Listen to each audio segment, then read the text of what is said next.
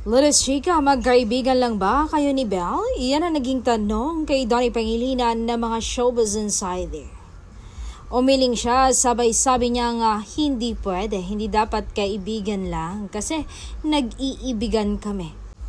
I love Belle Mariano, wala nang makakapagbago roon at mahal siya ng pamilya ko.